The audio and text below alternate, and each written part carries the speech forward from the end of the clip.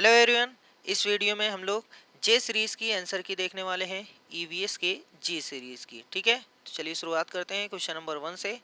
कह रहा है कि एनसीईआरटी के पर्यावरण अध्ययन की 5वीं कक्षा की पाठ्य पुस्तक में पाठ 13 जो है वो गौरव जानी के अद्भुत यात्रा का वर्णन करती है।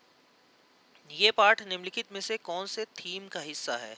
तो है इंटर रिलेशनशिप। ठीक है, तीसरा यानी आपसी संबंध के बारे में ये बात करती है। इसका थीम जो है आपसी संबंध है। Question number 62।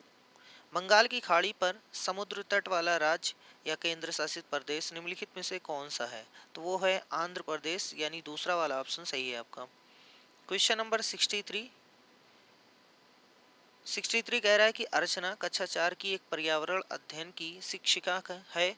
वो अपनी कक्षा में बच्चों के दो समूह बनाती है और विद्यालय में यूनिफॉर्म होनी चाहिए या नहीं, इस विषय पर वाद विवाद गतिविधि कराती है। अर्चना ने अपनी कक्षा में वाद विवाद क्यों कराया? निम्नलिखित में से कौन सा सबसे उपयुक्त कारण नहीं हो सकता है? ठीक है, तो वाद विवाद से बच्चों को किसी बात के विभिन्न पहलुओं के बारे में सोचने और समझने का मौका मिलता है, ये तो सही है, लेकिन उसने पूछा नहीं, इसका मतलब हम इसको नहीं लेंगे आंसर में। कक्षा में बच्चों की अपनी राय रखने के लिए कि प्रोत्साहन मिलता है, ये सही है, यानी नहीं मिलता है।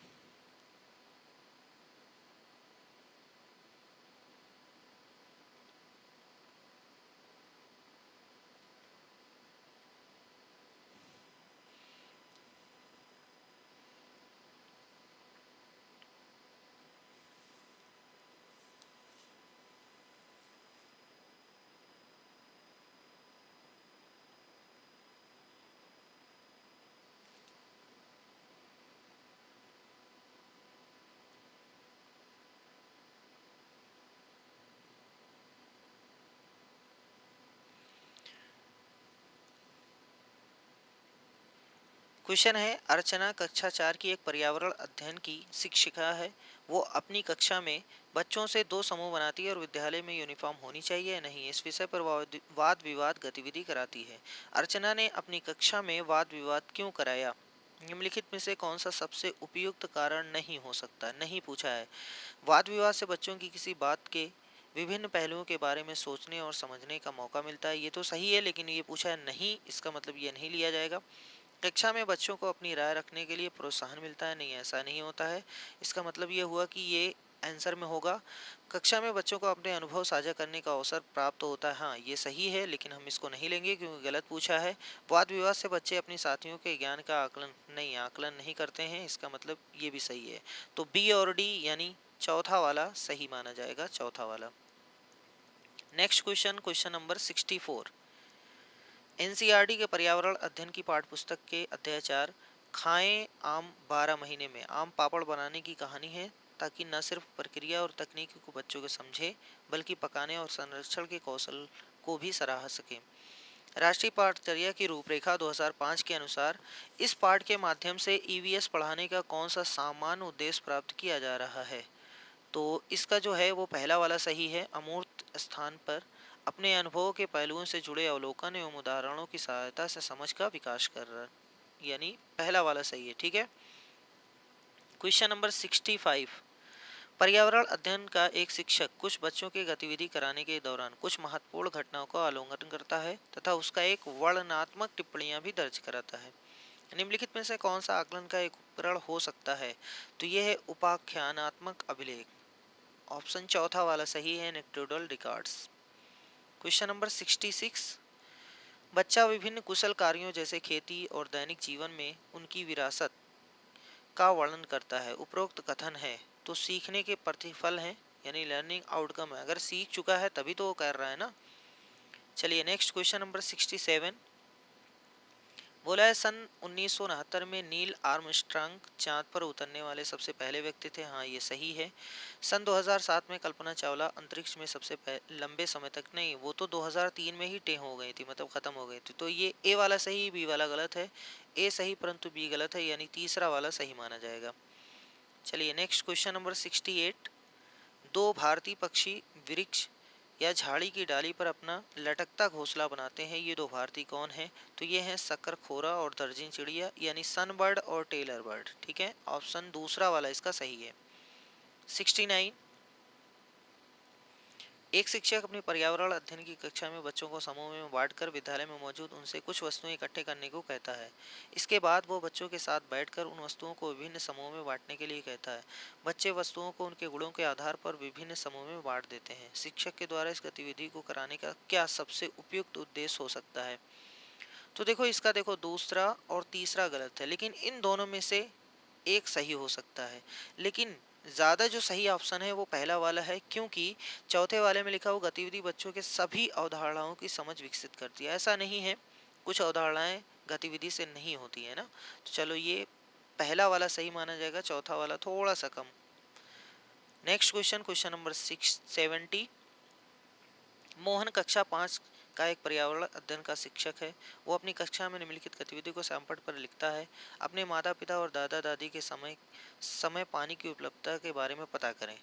उसकी वर्तमान स्थिति से तुलना करें। उपरोक्त गतिविधि के लिए निम्नलिखित में से कौन सी सबसे उपयुक्त रणनीति होगी? तो ये है डिस्कशन यानी चर्चा करना। ऑप्शन पहला वाला सही है। Next question number 71। पर्यावरण अध्ययन की एक रचनावादी कक्षा में निम्नलिखित में से कौन सी क्रिया नहीं होती हुई दिखाई देती है? नहीं पूछा है, तो बच्चे ठोस वस्तुओं पर क्रिया करके सीख रहे हैं। हाँ, ये सही है। बच्चों के अनुभव को सम्मान दिया जा रहा है। ये भी सही है। बच्चे सिर्फ जाने पहचाने सवाल कर रहे हैं। नहीं, ये नहीं सही है। इसका मतलब यही हमारा आंसर माना जाएगा, इसका 71 का तीसरा। 72। अभिकथन एवं कारण को ध्यान से पढ़ें। हाथियों के झुंड में केवल हथनियां और बच्चे ही रहते हैं। ये सही है। हाथी 14-15 साल तक झुंड छोड़ देते हैं और अकेले रहते हैं। हाँ, ये सही है। दोनों सही है, इसका मतलब पहला वाला आपका ऑप्शन सही माना जाएगा। दोनों कथन, अभिकथन और कारण सही है एवं कारण अभिकथन की सही व्याख्या करता है। Next question, question number 73। ऐसा पाया गया कि बच्चों के सीखने और प्रगति का आकलन करते समय कुछ गलतियां हो जाती हैं। ये गलतियां हमारे पूर्वाग्रह को परिणाम हो सकती हैं। निम्नलिखित में से कौन सी सूचना एक पूर्वाग्रह के रूप में दर्ज नहीं होनी चाहिए? नहीं पूछा है। किसी एक विषय, उसके किसी एक क्षेत्र की परीक्षा से जुड़े पूर्व परिणाम, ये हो सकता है। बच्चे की सामाजिक पृष्ठभूमि, ये भी नहीं हो सकता है। पोर्टफोलियो में बच्चे के नमूने, हाँ ये सही है, तीसरा वाला। ठीक है। Question number 74। एक व्यक्ति मृत समुद्र या खारी झील में नहीं डूबेगा, भले ही वो तैरना जानता हो या ना जानता हो। इसकी वजह यह है कि समुद्र के पानी का उच्च घनत्व होता है। ठीक, घनत्व जो होता है ना, वो बहुत ज़्यादा होता है उस मृत सागर का। Question number 75। कथन पहला एवं दूसरे को ध्यान से पढ़िए। एनीमिया के कारण बच्चे ठीक से बढ़ नहीं पाते हैं और उनमें फुर्ती भी कम होती है। हाँ, ये सही है। एनीमिया बच्चों की शारीरिक और दिमागी तंदुरुस्ती पर असर डालती है। ये भी सही है। यानी हमारे हिसाब से दोनों सही है, पहला और दूसरा सही है। तो ऑप्शन पहला वाला सही हो जाएगा। Question number 76। लिखा हुआ है, एक व्यक्ति 30 जनवरी 2023 को दिल्ली स्टेशन से बेंगलुरु के लिए ट्रेन पकड़ी और 17 बज के कुछ मिनट पर, मतलब 0 मिनट पर चली, और उतने ही टाइम पहुंची 31 जनवरी की, यानी 24 घंटे ट्रेन चली है। और टोटल है किलोमीटर 1776। 1776 में भाग देना था 24 से, तो उत्तर आ जाता 74 किलोमीटर प्रति घंटा। यही आपका आंसर सही है। Next question number 77। अभिकथन है, जिन बकरियों के बालों से मुलायम पश्मीना शाल बनाए जाते हैं वे लगभग 5000 मीटर ऊंचाई में पाए जाते हैं जहां बहुत सर्दी पड़ती है। ये सही है। इतनी सर्दी से बचने के लिए बकरियों के शरीर पर गर्म बालों के परत उग आते हैं। ये भी सही है। इसका मतलब पहला वाला सही माना जाएगा। दोनों ए और आर सही है तथा आर ए की व्याख्या करता है। 78। निम्नलिखित कथनों को पढ़िए तथा एवं सही विकल्प चुनिए। जैव मात्रा एवं जीवाश्म ईंधन दोनों ऊर्जा के परंपरागत स्रोत हैं। ये सही है। पारंपरिक स्रोत वे हैं जिनका स्वभाव नवीकरणीय होता है। नहीं भैया, नवीकरणीय नहीं होता है। ठीक है, ये गलत बोला है। इसका मतलब ए सही है और आर गलत है, रीजन गलत है, यानी तीसरा वाला सही है ऑप्शन आपके हिसाब से। चलिए 79। ये इतना बड़ा क्वेश्चन है भैया, मेहनत से पढ़िएगा। इसमें सीधे एक कक्षा 4 की शिक्षिका है, मेहनत से पढ़िएगा। इसका पहला वाला सही है, A B C. A B C तीनों सही हैं। ठीक। चलिए क्वेश्चन नंबर 80। निम्नलिखित में सही मिलान कीजिए। तो बिहू असम, ये सही है, बिहू असम, दूसरा वाला। 81। ठंड के मौसम में छिपकलियां लंबी और गहरी निद्रा में चली जाती हैं। ये सही। कुछ ऋतुओं में कुछ जानवर लंबी गहरी निद्रा में चले जाते हैं। हाँ, ये भी सही है। इसका मतलब पहला वाला सही माना जाएगा। पहला, ए और बी दोनों सही हैं, और एक ए की व्याख्या भी कर रहा है। 82। आज अब भारत में 10 AM समय है, आज ही कितने समय में लगभग मध्याह्न होगा, मतलब कहाँ में लगभग मध्याह्न होगा। तो जापान में नहीं होगा भैया, सिंगापुर में। ठीक है, सिंगापुर अगर देखा जाए तो 12:30 बजेगा, 12:30 बजेगा, और जापान जो है 1:30 बजेगा। तो नून यहाँ माना जाएगा सिंगापुर। वैसे दोनों सही मानना चाहिए, सिंगापुर और जापान। देखिए क्या होता है आगे। इसमें निम्नलिखित में से कौन सा समूह केवल तत्वों से बना है? तो टिन, लिथियम, सोडियम। ठीक, चौथा वाला। 84। फिर इतना बड़ा सा क्वेश्चन है, मैंने से पढ़िएगा। इसमें बी और सी सही है, आसान क्वेश्चन है ये, बी और सी सही है। Question number 85। गाय के आगे के दांत छोटे तथा पीछे के दांत चपटे और बड़े होते हैं, ऐसा क्यों होता है? क्योंकि जो आगे के दांत होते हैं वो घास काटने और पीछे के दांत घास चबाने के काम आते हैं, यानी पहला वाला सही है, पहला वाला। Next question number 86। ये भी इतना बहुत बड़ा सा क्वेश्चन है लेकिन बहुत आसान क्वेश्चन है, इसका पहला वाला सही है, 86 का पहला वाला। Question number 87।